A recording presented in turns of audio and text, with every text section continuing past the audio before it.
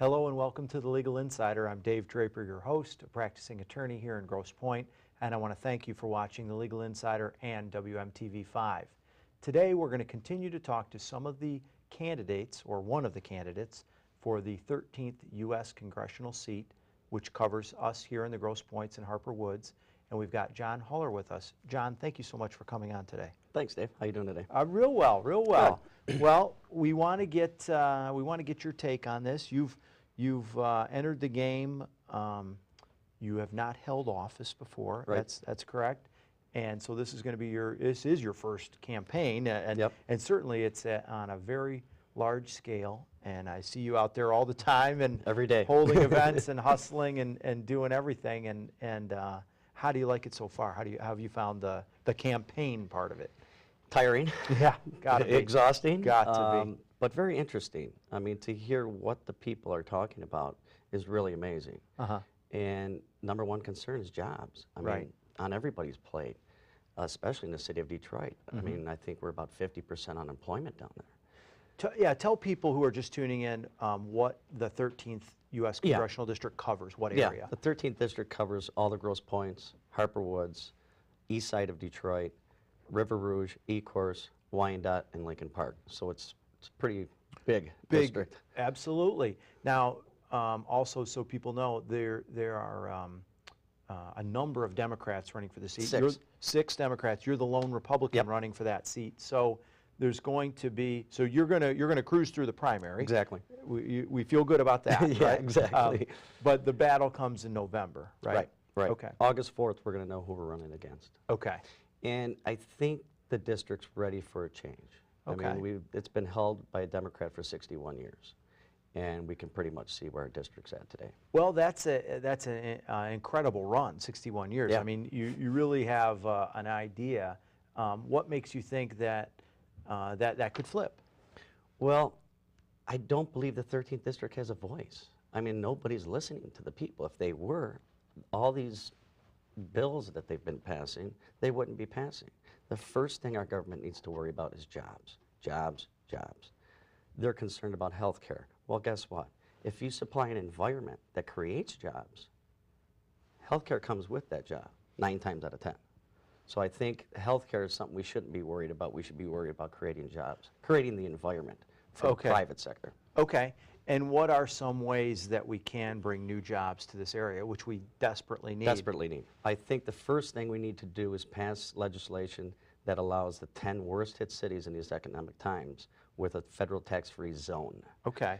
What that'll do tomorrow, you'll have shovels in the ground digging up and building new homes, new businesses, and you'll have a ripple effect throughout this district, throughout this state, and hopefully throughout this country.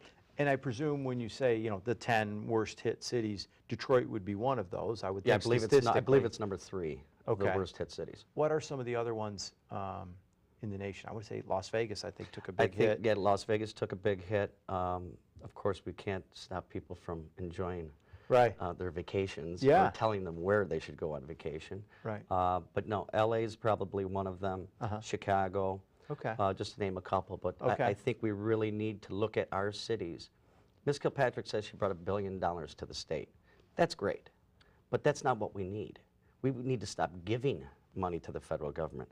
We're one of the probably fewest states that actually, for every federal dollar we give to the federal government, we get back 84 cents.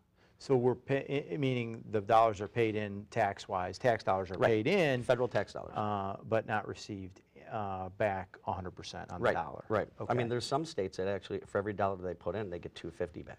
Ah. The reason why we're such a low donation state, I guess you could call it, is because we used to be the Motor City capital of the world once upon a time. Right. And there was a lot of wealth here. We can see it's gone. And why is it gone? Our elected officials. That's my opinion. Obviously, the economy, some things have happened. We've lost jobs. There's been an incredible change in the automotive environment. So, and I don't, I guess from my standpoint, I don't know if you can blame that all on the elected officials. I don't know that regardless of who the governor was, could that governor have done, stopped the bankruptcies of these large companies. You know, it's hard to say. I mean, some things just seem to be institutional and coming across. Well, if you look at the automotive industry and you take a really close look at it. And that's an industry you're very familiar with. Yes. I grew up in the automotive industry. Actually, I was sweeping my dad's tool and die shop floor at the age of 7. There you go. And that's a classic story that we're seeing around town as you drive down Groesbeck or Gratiot or Mack Avenue. For lease. Right, right. Everything's we for see lease. spaces available, lots of space available. And growing up in that shop, I learned a lot. I became a die maker, a die designer, program manager, and then I would say in the late 90s, I worked for an international company, actually a Japanese company. And after going there probably 9 months, I learned from the president's mouth himself. To Japan? In Japan. The only reason they're dealing with us dirty Americans is because they're stealing out of our economy. And whatever money they lose by taking them jobs from us, the Japanese government's subsidizing them. So, I mean, we need to really look at what our trade laws are and to really understand Japan's not the only one doing it to us. I'm sure China's there, I'm sure Korea's there, Indonesia, and so on. So let's talk about the trade laws. How do you think they ought to be changed to right the ship? Well, right now we got free trade, and it's basically a one-way street, free for everybody, costing us. Yeah. I mean, we're building other economies with these free trade laws, and what I think we need to do is equal trade. Okay. Going back to the Japanese days when I was in Japan, a car that cost $20,000 here, an American car, over there was $80,000. So, Because of the tariffs and Right, whatnot right. that would be attached but to it. when they want to send something here, there is none. There's Okay. none of that. And obviously, we're used to and are always have this endless appetite for cheap products that Sure. come in from Sure. overseas, and you want to go. People want to go to the Walgreens or Walmarts and pay the lowest possible, or Target or whatever. Sure. You know, that's what people are used to, buying something made in China, particularly for a very low price, rather than buying. We're just not used to buying something that would be made in Michigan or made in Illinois. Well, what I think that is slowly but surely we've taken the $30 an hour pay, and now we're down to 10. Right. So Right. as far as we keep going down this scale. Well, of course we want cheap products. We can't afford the American-made products anymore. Right. So if you look at the trade laws and really fix them and make them equal trade, there's another thing about the trade laws. You have all these foreign countries that are coming into our free economy. And it's free because why? We have soldiers dying in the field. Why aren't they paying for that war as well as us? We shouldn't be the only one holding that. They should be accountable too.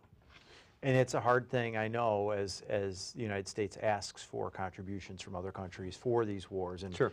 very often the answer is no, we're broke. And Then by the guess way, what? would you loan us some money? Yeah, would you loan us some money? But more realistically, yeah, the U.S. ends up paying for a great deal of that protection of the world. Exactly.